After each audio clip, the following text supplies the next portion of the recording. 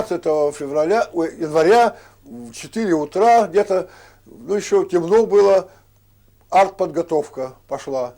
Было такое, столько залпов, что там аж оглохнуть можно было. Вот такой был шум. Значит.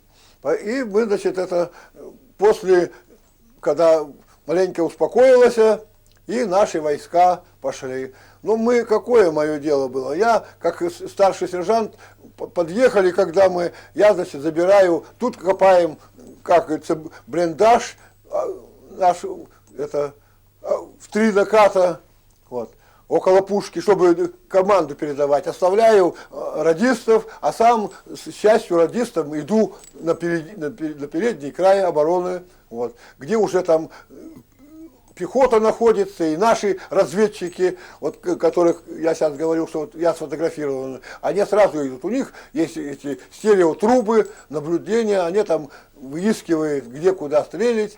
Вот, и дают уже командир, значит, взвода, дает команду, и там передает.